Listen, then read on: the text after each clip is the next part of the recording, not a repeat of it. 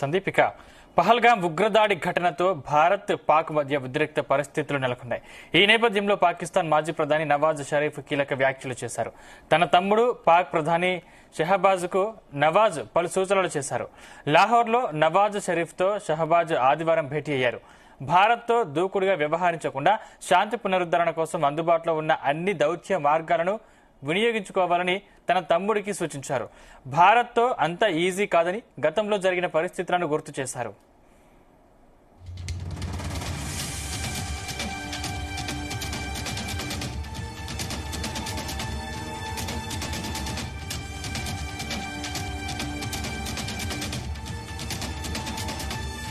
ఇదిలా ఉండగా పహల్గాం ఉగ్రదాడి నేపథ్యంలో పాకిస్తాన్ విషయంలో భారత్ కఠిన చర్యలు తీసుకుంది.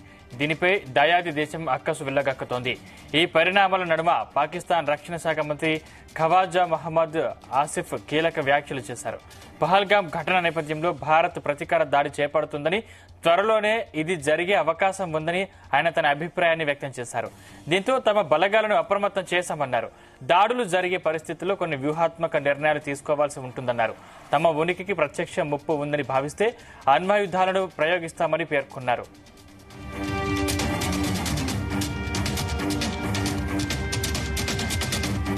Because it is something which is imminent now. So in that situation, some strategic decisions have to be taken. We are absolutely ready, at high alert. If there is a violation of our airspace or there is violation on the ground, if we are engaged in any way on the seas, we are prepared to respond. And inshallah, we'll give a befitting response to India. I still believe and very firmly believe that a nuke will not be an option, because it will destroy both countries, This is an option only in the case our existence is in a very, very precarious situation and there is a direct threat to our existence. But in normal armed conflict, I think both the countries should refrain from using the nuclear.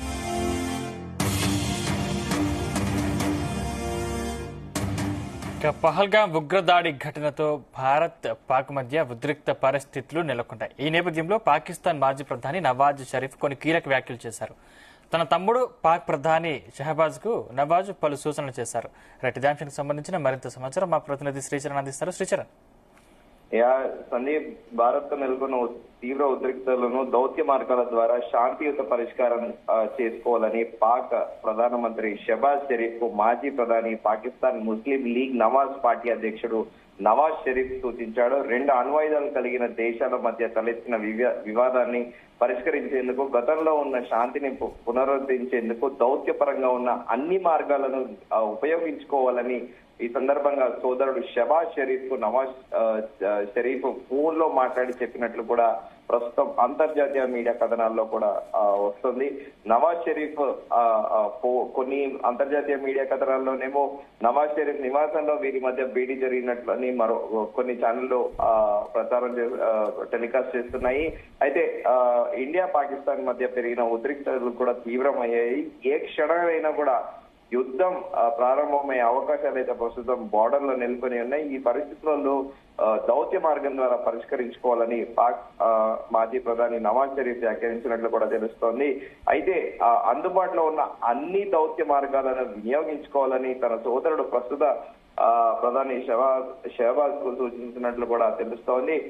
అయితే ఇక పహల్గాం ఉగ్రవాది దాడి తర్వాత పాకిస్తాన్ నేతలు ఇష్టం వచ్చినట్లు కూడా ప్రకటనలో వ్యాఖ్యలు చేస్తున్నారు.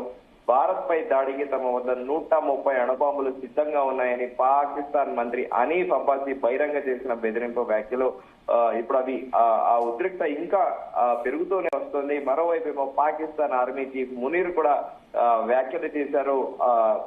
ఆ వ్యాఖ్యలు కూడా రెండు దేశాల మధ్య చిచ్చు పెట్టేలా కూడా కలిగించాయి. ఆచారాలు, సాంప్రదాయాలు, మతం, ఆలోచనలు, ఆకాంక్షల్లో హిందూ ముస్లింలు వేరు వేరని కూడా ఆయన సంచలన వ్యాఖ్యలు చేశారు. ఇలాంటి వాటి ఆధారంగానే రెండు దేశాలు ఏర్పడ్డాయని, పాకిస్తాన్ ఏర్పాటుకు పూర్వీకులు ఎన్నో త్యాగాలు చేశారని, వాటిని ఎలా కాపాడుకోవాలో మనకి తెలుసని ఆసిమ్ మునీర్ వ్యాఖ్యలు చేసిన విషయం తెలిసిందే. సింధు నది జలాలు అడ్డుకొని నదిలో నీరు పారకపోతే రక్తం పారుతుందంటూ పాకిస్తాన్ మాజీ విదేశాంగ మంత్రి, Pakistan Peoples Party chief Bilawal Bhutto Zardari చేసిన వ్యాఖ్యలు మరింత రెచ్చగొట్టేలా కూడా చేశాయి. ఈ సిరీస్ గా అంటే కన్సర్వేటివ్ గా పాకిస్తాన్ లో ఇటు ఆర్మీ చీఫ్ తో పాటు అలాగే పాలిటీషియన్స్ కూడా వరుస పెట్టి ఇలాంటి వ్యాఖ్యలు చేయడం కూడా రోజు రోజుకి ఉద్రిక్త పరిస్థితి తీవ్రతరంగా మారిన విషయం తెలిసిందే. అయితే సింధు నది తమదేనని, ఆ నాగరికతకు నిజమైన రక్షకులము తామేనంటూ కూడా భుట్టో చేసిన వ్యాఖ్యలు కూడా అంతర్జాతీయంగా చాలా పెద్ద ఎత్తున దుమారం రేగిన విషయం తెలిసిందే. అయితే ఈ పాకిస్తాన్ విషయంలో భారత్ కఠిన చర్యలు తీసుకుంది. దీనిపైన జాయిరీ దేశం కూడా అక్కసు వెళ్ళగలుగుతోంది. ఈ పరిణామాల నడుమ పాకిస్తాన్ రక్షణ శాఖ మంత్రి ఖవాజ్ మహమ్మద్ కూడా కీలక వ్యాఖ్యలు చేశారు. పహల్గామ్ ఘటన నేపథ్యంలో భారత్ ప్రతీకార దాడి చేపడుతుందని, త్వరలో ఇది జరిగే అవకాశం ఉందని కూడా ఆయన తన అభిప్రాయాన్ని తెలిపారు. దీంతో బలగాలు అప్రమత్తం చేశారని, దాడుల్లో జరిగే పరిస్థితులలో కొన్ని వ్యూహాత్మకంగా నిర్ణయాలు తీసుకోవాల్సి ఉంటుందని, తమ ఉనికికి ప్రత్యక్ష ముప్పుందని భావిస్తే అణ్వాయుధాలు ప్రయోగిస్తామంటూ కూడా ఆయన చేసిన వ్యాఖ్యలు అందరికీ గుర్తున్న విషయం తెలిసిందే. తాజాగా ఇదే డిఫెన్స్ మినిస్టరు తన స్టాండ్ ని కాస్త స్వరాన్ని మార్చడని కూడా చెప్పుకోవాలి మనము. ఖ్వాజా ఆసిఫ్ ఏమన్నాడంటే న్యూక్లియర్ వారెంట్స్, అణువాయుధాలు అనేటివి ఒక ఆప్షన్ మాత్రమేనని, అత్యవసర పరిస్థితుల్లో మాత్రమే తప్ప అణువాయుధాలు వాడమని కూడా తన స్వరాన్ని మార్చాడు. 2 రోజుల కిందటేమో తమ దగ్గర 130 అణువాయుధాలు ఉన్నాయని చెప్పేసి ప్రగల్భాలు పలికాడు. కానీ అంతర్జాతీయంగా అలాగే ప్రత్యేకంగా ఇది యుఎస్ నుంచి కానీ అటు క్లోజ్ అయ్యి చైనా కూడా పలు సందర్భాల్లో సున్నితంగా పాకిస్తాన్ హెచ్చరించినట్లు కూడా వార్తలు వస్తున్నాయి. సో తన స్వరాన్ని కంప్లీట్ గా పాకిస్తాన్ మంత్రి ఎవరైతే ఉన్నారో ఖ్వాజా ఆసిఫ్ మార్చాడు. ఓన్లీ అత్యవసర పరిస్థితుల్లో తప్ప దాన్ని మేము వాడబోమని కూడా చెప్పడం కూడా ప్రస్తుతం గమనార్హము. దీన్ని బట్టి చూస్తే ఖచ్చితంగా అంటే ఒకవేళ పాకిస్తాన్ నిజంగా తప్పు చేయకపోయి ఉంటే ఇలా మేకపోతే దాని మీద స్టేట్మెంట్లు ఇవ్వకపోవచ్చు. అలాగే ఒక డిఫెన్స్ మినిస్టరు తన మాట 2 రోజుల కింద ఒక మాట మాట్లాడి మళ్ళీ ఈ రోజు స్వరం మార్చడం వెనుక ఖచ్చితంగా ఇది పాకిస్తాన్ తన స్వయంకృతాపరాధంతో పాటు అలాగే తన మిస్టేక్ ని కప్పిపుచ్చుకోవడానికి ఇలాంటి ప్రయత్నాలు చేస్తుంది. తాజాగా భారత్ కి భయపడుతుంది, ఇండియాకి ఖచ్చితంగా భయపడుతుంది అనే సంకేతం మాత్రము చాలా క్లియర్ గా ఉంది. ఎందుకంటే దీని గురించి పలుమార్లు కూడా చర్చించుకున్నాము. ఇండియన్ ఆర్మీ కానీ, అమ్యునిషన్స్ కానీ, నేవీ కానీ, ఎయిర్ ఫోర్స్ కానీ, మిలిటరీ బడ్జెట్ లో కానీ పాకిస్తాన్ ఏ రకంగా ఇండియాతోని కంపారిజన్ చేసుకోలేదు.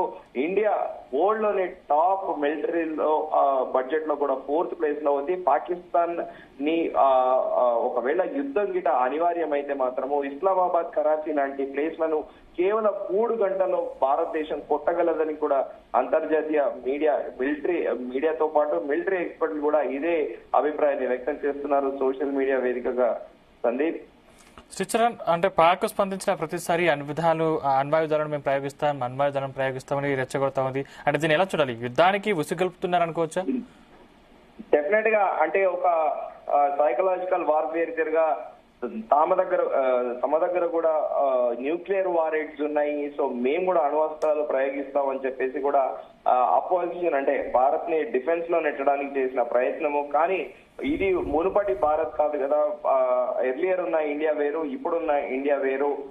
ఒక ఈట విసిరితే 10 ఈటలు రివర్స్ పడతాయన్న చందన కూడా మన భారతదేశ రక్షణ విధానం కానీ అలాగే దౌత్య విధానం కానీ మునుపెన్నడూ లేని విధంగా గత 11 సంవత్సరాలుగా ధీటుగా ప్రతి దేశానికి కూడా సమాధానం ఇస్తూ వస్తుంది. ఇంకా పాకిస్తాన్ అయితే ప్రతి విషయంలో గడిచిన 6 ఏళ్లుగా అంతర్జాతీయ సంస్థ బహుళ వేదికలపైన అలాగే యునైటెడ్ నేషన్స్ లో, యునైటెడ్ సెక్యూరిటీ కౌన్సిల్ లో పలు వేదికలపైన కూడా భారతదేశం కార్నర్ చేస్తూ వస్తుంది. పలు ప్రముఖ డాన్ గా, అండర్ వరల్డ్ డాన్ గా పేరొందిన దావుద్ ఇబ్రాహిం గురించి కూడా పలు కీలక డాక్యుమెంట్లు కూడా యునైటెడ్ నేషన్స్ లో సమర్పించింది. దీంతో పాటు తీవ్రవాదాన్ని పాకిస్తాన్ ఎలా ప్రోత్సహిస్తోంది అనేది దానిపైన కూడా మన డిప్లొమాట్లు పదే పదే కూడా యునైటెడ్ నేషన్స్ లో కూడా ప్రస్తావించారు. సో పాకిస్తాన్ ప్రస్తుతం 2 రోజుల కిందట ప్రదర్శించిన మేకపోతు గాంభీర్యాన్ని ఇప్పుడు కాస్త తగ్గి ట్విస్ట్ అంటే నాలుకకు నరం లేదా అన్న చందన కూడా ప్రవర్తిస్తుంది. సో తాజాగా డిఫెన్స్ మినిస్టర్ చేసిన వ్యాఖ్యలు మాత్రము కొంచెము ఆయన పాకిస్తాన్ లో ప్రస్తుతం ఒక భయం అయితే నెలకొని ఉంది భారత్ పట్ల అనేది చాలా క్లియర్ గా తెలుస్తోంది. Sandeep, thank you Sricharan.